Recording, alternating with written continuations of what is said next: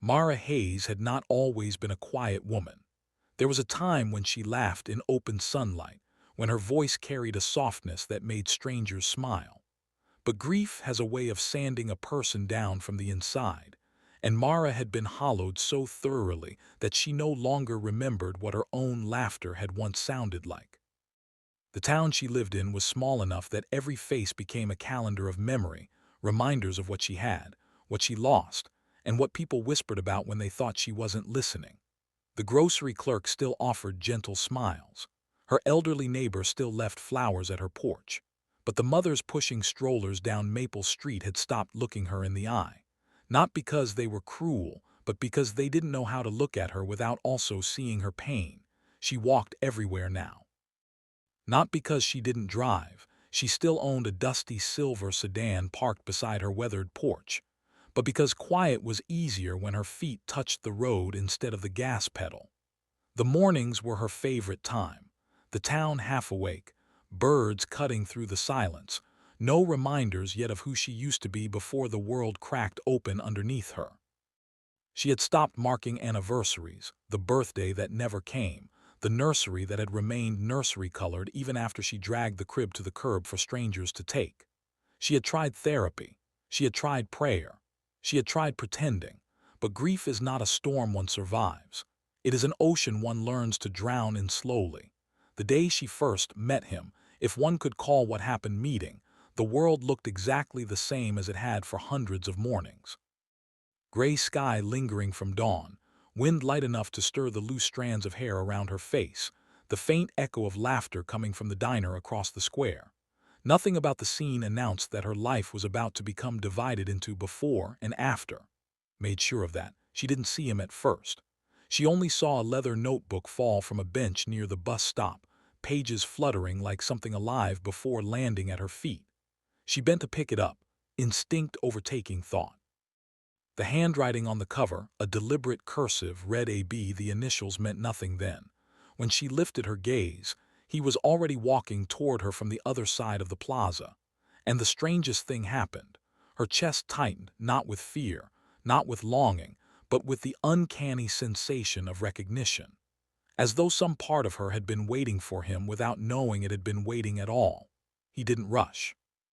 That was the first signal. Though she wouldn't understand it for a long time, control enters slowly.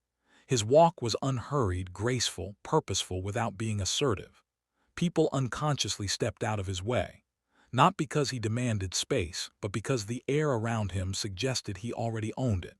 He looked like someone who had never had to raise his voice to be heard. Mid-30s, perhaps a touch older. Dark hair, neatly parted. A tailored charcoal coat, expensive in its subtlety, the kind worn by men who don't need logos to announce what they are. His eyes, when they met hers, were impossibly calm. Calculated kindness lived there, the kind designed to feel like refuge. She held out the notebook, nodding slightly. "I think this is yours," she said, and hated how soft her voice sounded, how little it belonged to the woman she used to be. His smile was warm, quiet, slow. The kind that felt rehearsed yet flawless. "It seems you found me before I could double back for it," he replied, voice low and steady. No accent she could place, polished but not intimidating. "Thank you, I'd hate to lose that one. It carries the wrong kind of secrets." She almost smiled, an involuntary flicker. That flicker was the first thread he pulled. He didn't ask her name. Not yet. He didn't reach, didn't lean, didn't intrude. Puppeteers understand timing better than any musician, and his tempo was perfect. He let silence sit between them just long enough to feel intentional, just short enough to feel comfortable. He held her gaze, not intensely but with that strangely familiar softness, as if he already knew what kind of broken she was. And in that moment she felt, for the first time in months, seen, not pitied, not handled, seen. She didn't know that he was already 3 steps ahead. She didn't know this wasn't their first encounter, just the first one she was aware of. She didn't know that he had watched her cross this plaza before, that he already knew which mornings she stopped to buy coffee, and which mornings she couldn't bear to stand in line beside mothers holding toddlers. She didn't know he had stood in the corner booth of the cafe exactly twice before this, studying how she held her hands when she spoke to strangers, how grief had made her posture fold inward as if trying to make less of her existence. She simply thought she had returned a misplaced notebook. He accepted it with a quiet nod of gratitude, then glanced toward the bus stop schedule posted behind her. "Are you waiting for the 8:40 or just passing through?" he asked. The question was casual, but it was also the first probe, one he could retract gracefully if she wasn't ready. She hesitated. Not because the question was difficult, but because she had forgotten how to inhabit conversation that wasn't forced by politeness. "Just walking," she replied, and she tucked a loose strand of hair behind her ear. "Helps clear the head." "Sounds like a skill," he said, tone thoughtful. "Most people walk to get somewhere, you walk to stay upright." Was too precise, too accurate, too intimately spoken for a stranger. And yet it landed like truth instead of intrusion. Something in her chest softened, just slightly. He looked at her the way people look when they are genuinely interested, not when they are curious out of politeness. But there was something else, too, something she would later replay 100 times in her memory, an awareness, a certainty, as if he had already mapped the path between her silence and what she wasn't saying. "I'm Adrian," he said at last, offering the introduction late, letting her feel like she was worth the wait. "Mara," she answered softly. "Mara," he repeated, not quickly but like he was testing how her name fit in his mouth, how it sounded attached to his tone. "That's a quiet name." She looked down, unsure how to answer that. Most people commented on how sad her name sounded now, as though it carried her tragedy inside it. But he didn't say sad, he said quiet. There was a difference, one that felt strangely like permission to breathe. Then came the timing, the exact half-second of space where leaving would feel wrong. "Would you walk with me?" he asked gently. Not imposed, not insisted. Invited, she should have said no. A healthier version of herself might have.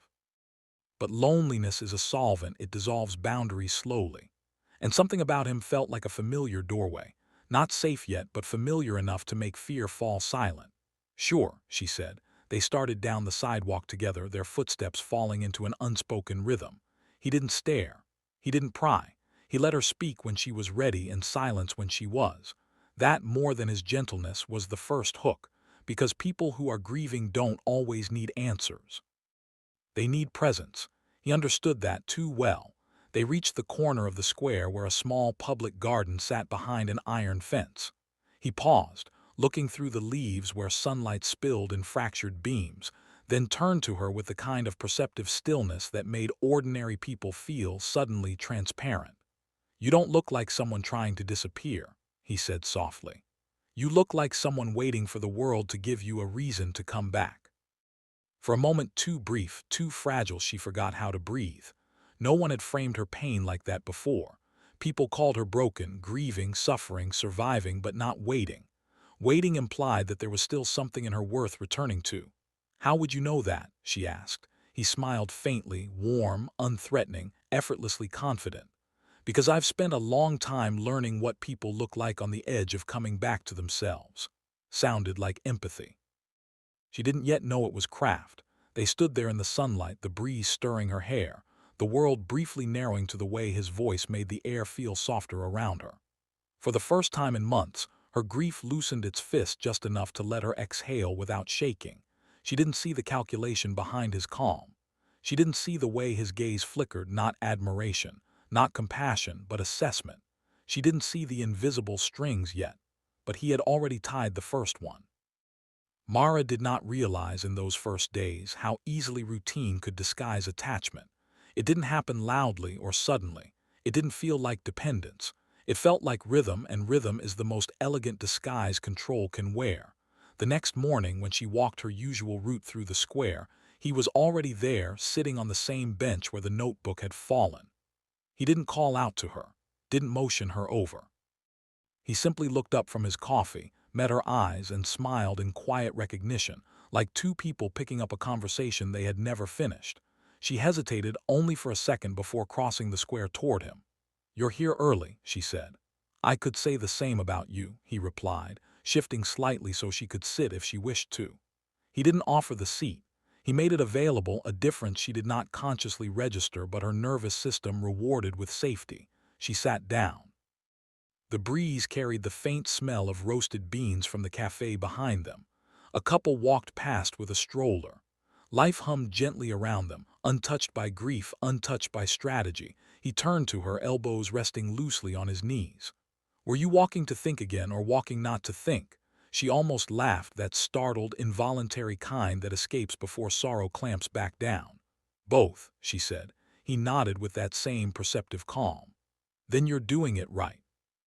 Settled, not heavy, not awkward. It felt like the kind of silence people have when they already know pieces of each other without needing the backstory. That, too, was engineering. People trust what feels familiar. He had studied her long enough to become familiar. After a minute, he asked, "Do you always walk alone?" She didn't answer right away. "Mostly," she said. Then, after a moment, "It's easier than answering questions." "People ask badly," he said, "especially when they're afraid of your answer." She turned toward him, eyes searching his face not for threat, but for the strange comfort of being understood without detailing the wound. "How do you know that?" she asked quietly. His smile was barely there, a soft curve, a man choosing not to boast about what he understood. "Because grief doesn't make people disappear," he said gently. "It just makes everyone around them uncomfortable." Her throat tightened, that painful swell of validation that feels like someone finally turning a light on in a dark room. She did not notice that he never asked what she lost. He only affirmed that she had lost. This is how puppeteers anchor themselves. Not by pulling pain forward, but by becoming the only place it doesn't have to justify itself. He stood after a while, slipping his hands into his coat pockets. "Walk with me." He asked, the same wording as before, the same invitation that felt less like a question and more like continuity. She rose without thinking. They walked along Maple Street, past the bakery and the bookstore with the fatting awning. He did not speak about himself, not yet. Instead, he asked her small questions, not the kind that dig, but the kind that open doors. "Do you prefer mornings or evenings? Do you like living here? What makes you feel calm?" They were safe questions, but perfectly chosen. You don't ask a wounded soul what broke them. You first teach them what softness feels like again. He walked with her until the edge of the park, where willow trees bent low over a quiet pond. She paused, arms loosely folded as the sunlight shimmered on the water. He watched her with unreadable gentleness. "Do you ever feel like the world expects you to be stitched back together by now?" Her eyes glistened, not with a breakdown, but with the ache of recognition. She whispered. He nodded slowly. "And they've mistaken surviving for healing." She breathed in sharply. It was the first moment she needed his words, and he saw it, a string pulled effortlessly, invisibly. They sat on a wooden bench overlooking the pond, and the stillness that settled between them was not silence so much as relief, the first relief she had felt in longer than she wanted to measure. He didn't fill the space with empty sympathy or platitudes. He didn't rush to soothe. He waited, and waiting, in its own way, became intimacy.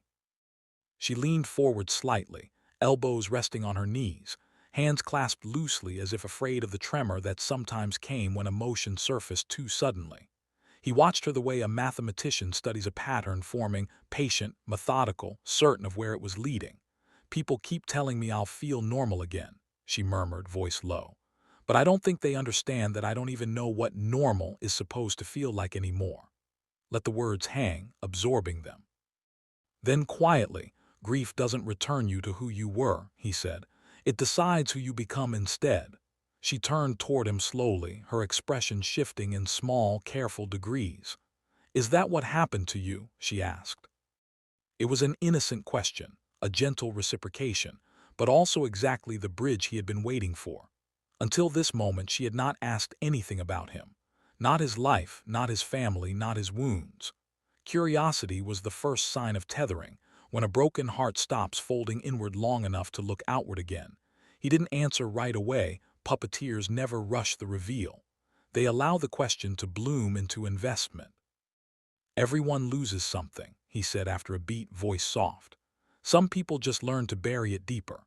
Most people would have asked for specifics. She didn't. And that was the moment he knew she was ready for stage 2 of attachment, emotional reliance without clarity. They remained there a while, sunlight warming their shoulders, the willow branches swaying like threads above the water. At last he stood, not abruptly but with graceful finality. "Come," he said, a tone gentle but conclusive. "Let me walk you back." She rose with him, and they retraced their steps through the park, past the square, along the street lined with uneven brick and flower boxes. It wasn't until they neared her block that she realized how far she had walked, how far from her own solitude she had drifted without noticing. She paused at the corner of her street. "This is me," she said, motioning vaguely toward the row of small houses. He didn't look at the house. Looked at her that poised, assessing stillness back in his eyes, though softened again by warmth. "Mara," he said like an anchor, "you don't have to learn how to carry everything alone." The sentence landed with the weight of permission she hadn't known she was waiting for. No lecture, no advice, just allowance. She swallowed lightly and nodded, unable to shape a reply around the sudden thickness in her throat. He gave her one final, quiet smile. "I'll see you tomorrow. If not, maybe. Not I hope to. I'll see you tomorrow." The assumption of his place in her life, delivered as comfort, she didn't question it. That was how he knew the string held that afternoon she stood in her kitchen, staring at the mug she had just rinsed and set beside the sink. The sunlight hit the ceramic handle, refracting soft gold across her fingers, and her mind drifted not to the ache in her chest, but to his voice at the pond. The gentleness of it, the steadiness. She didn't realize it yet, but she was no longer walking alone. She was walking toward someone. The next morning she woke before sunrise, not because grief jolted her awake, but because something else had replaced its grip: anticipation. A quiet tug forward, a reason to step outside, a reason to move. She stood at her mirror brushing her hair, pausing when she caught her reflection, not as a stranger, not as the ghost she had been, but as someone slightly less numb. The change was so small it might have gone unnoticed by anyone else, but she felt it. And somewhere across town, Adrian was already awake, already planning where he would stand, which street corner she would pass, which rhythm to maintain so that she believed she was choosing him. Control was never loud. Control was prepared before she arrived. He became a rhythm before he became a person she relied on. At first, he was simply there in the square at the bench, passing along the same street with a coffee in hand. Always unhurried, always calm. Always arriving after she noticed him, never before. There was something almost cinematic in the ease with which he threaded himself through her mornings, as if they had fallen into an unspoken agreement to share the silence that nobody else knew how to hold for her. The third morning, she didn't hesitate before sitting next to him. The fourth, she found herself looking for him before she saw him. That was how dependency begins, not with longing but with expectation. He didn't ask for more time. He absorbed it by simply existing in her routine. They walked together again, then again the next day, and soon it no longer felt like walking with someone. It felt like walking correctly. As though her body had always been meant to move beside another, she had simply forgotten until now. He didn't ask about her past, not once. Instead, he asked questions about the present, about her mornings, her sleep, whether she remembered to eat breakfast, whether the quiet got too heavy on certain days.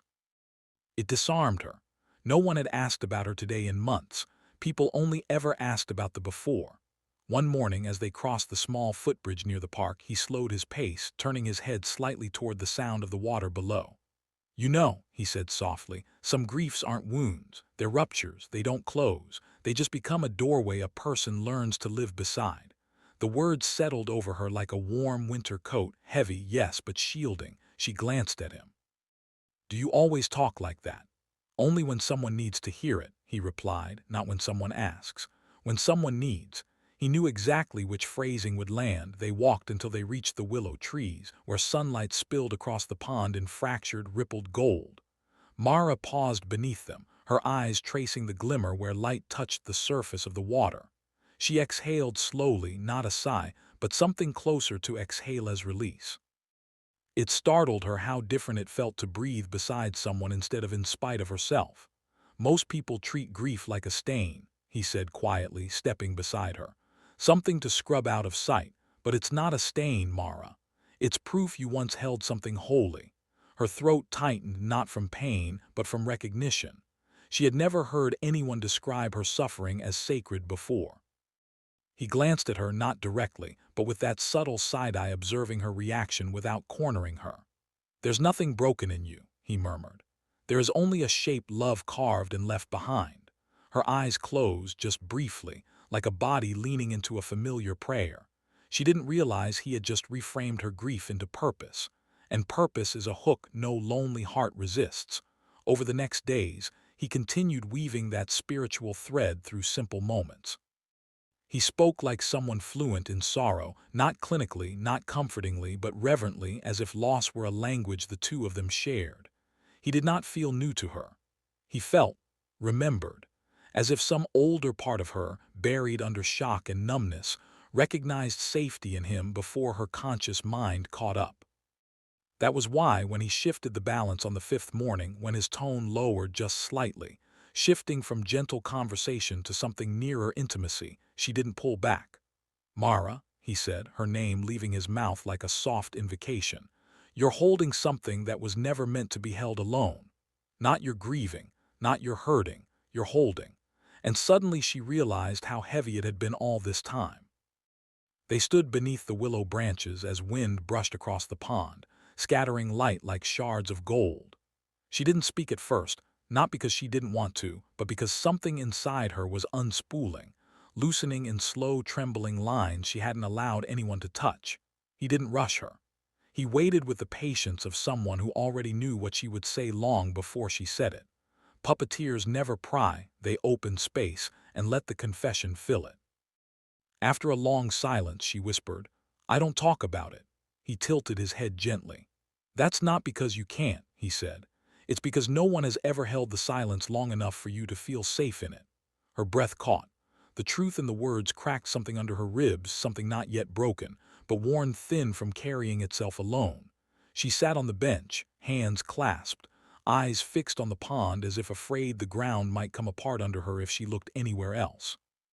He sat beside her, not too close, not too far, the precise distance of trust. A pause. Then he spoke again, softer now. "Grief doesn't disappear when ignored," he murmured. "It waits for a listener." The words reached the hollowed-out ache inside her, the part of her that had screamed in silence for months but never found a doorway to speak through. She swallowed. "I had a daughter," she said, barely audible. He turned to her gently, not with shock, not with pity, but with the stillness of someone receiving something sacred. "You still have her," he said quietly. "Just not in the way the world allows you to carry her." Her hands trembled. No one had ever said it like that, not had, but have. In that moment, he positioned himself not as comfort, but as the only witness to the existence of the child she still mothered in memory. That is how souls are captured. Not with chains, but with understanding that feels like salvation. She didn't cry, not yet. The tears stayed caught beneath her eyelids, suspended like glass. But something in her posture shifted, the slightest collapsing inward, the body's instinctive surrender when finally, "It is not alone." "What was her name?" he asked, voice barely above a whisper, as if afraid to disturb sacred ground. "Lily," she breathed. He closed his eyes briefly, as if honoring the name. "Then you carry a garden inside you," he said softly, "even if the world sees only the soil." She looked at him then, really looked, and for the first time since losing Lily, she felt something she had forgotten. Her body could feel relief. Not from forgetting, but from being seen holding the remembering. He didn't reach for her hand. He didn't touch her shoulder. He didn't break the illusion with sympathy that would have made her grief feel small. He did something far more binding. He breathed in with her, matched her rhythm, held her silence like a vessel, and her grief, sensing a witness, softened its edges. "You didn't come back from losing her," he said gently. "You just kept walking." Tears finally slipped, slow, quiet, not dramatic, but devastating in their simplicity. And because he had guided her there, because he had prepared the ground so carefully, she felt no shame in letting them fall. He didn't wipe them. He let them exist. And in doing so, he became, in her mind, the first place her grief had ever belonged. When she finally spoke again, her voice came softer, steadier. "I don't know who I am without her," held her gaze steady, anchoring, impossibly warm. "Then you don't have to be without her," he told her gently. "Not here, not with me. Not your safe, not your healing. You are not alone with me." Just like that, the tether turned into a root. A quiet dependency so deep she would not recognize it until much later, by which point it would no longer matter, because she would already belong to him. She didn't notice when dependence began because it didn't come disguised as chains. It came disguised as warmth. The first time she truly felt it was not in a moment of fear, but in a moment of stillness. The night after he defended her from imaginary accusations, she lay awake replaying his voice in her head. Not the words, the attention. The gravity of being seen so intensely, so singularly, as if the world shrank to just the space between the two of them. For the first time in months, she didn't feel replaceable. No friend had ever listened like that. No partner had ever watched her that closely. No family member had ever made her feel chosen. She didn't realize that isolation becomes seductive when someone offers it as intimacy. The next morning, she caught herself waiting not for his message, but for permission to feel real again. When he finally appeared, calm and effortless as always, she felt her body exhale in a way it didn't even know it had been holding. He didn't smile. He didn't need to. His presence alone was validation. And that's when dependency first grafted itself to her nervous system, not through fear, through relief. He began curating her world gently, removing time spent with others, steering her toward him through praise disguised as enlightenment. Other people look at you. I actually see you. They talk at you. I listen. Would walk away from the first person who ever studied them with reverence. She didn't notice the trade happening underneath. He became her reference point, her emotional center of gravity, the place where meaning lived. Belonging was no longer something she had, it was something he granted. Whenever she wavered, even slightly, he never scolded. He never snapped. Control wasn't enforced, it was felt. A soft cage lined in velvet, too comfortable to notice its bars. Around him she didn't feel small, she felt chosen. And chosen people don't walk away. By the second week she had unconsciously begun mirroring him, not in posture or tone, but in worldview. His metaphors became hers. His logic became her filter. She once had her own moral compass, but attachment rerouted the wiring. Now she looked to him to know which direction was up. She wasn't addicted to him. She was addicted to who she believed she was in his eyes. That is the moment a hidden puppeteer becomes inevitable, when walking away would feel like self-erasure. Which is why later, when he begins cutting strings one by one, she won't feel abandoned, she'll feel like she is disappearing. The shift happened the moment he went quiet. No warning. No argument. No visible reason, just absence. At first she brushed it off, he must be busy. She even told herself she didn't mind. But hours later she noticed something strange. The world around her suddenly felt muted. The silence wasn't calm, it was disorientation. As if someone had turned down the saturation of reality. By nightfall, she wasn't wondering where he had gone. She was wondering where she had gone, because she only felt like herself when he was looking at her. The realization didn't come as a thought. It came as a physical reaction, a tightening in her chest, a low-grade panic she couldn't name. Her hands kept hovering toward her phone, not to text him, but to confirm he still existed somewhere near her orbit. That wasn't longing. That was dependency revealing itself, and he knew it because the silence wasn't accidental, it was diagnostic. When he finally reappeared the next day, she didn't greet him with anger or sarcasm. She greeted him with relief. Her body responded before her mind could disguise it, her breathing reset, her shoulders relaxed, her eyes steadied. He didn't ask, "Did you miss me?" He asked, "Did you feel unbalanced?" And she didn't even realize she'd answered honestly until afterward. "Yes, I missed you. I was worried. I wasn't stable without you." Slipped out like an involuntary truth. That was the moment he knew his place in her psyche was no longer external. He had become her regulating force, her equilibrium.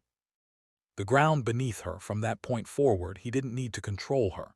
He only needed to recede, and she would move toward him. Because once the nervous system learns, I only feel safe in the presence of this person, that person becomes the leash even without touching the rope.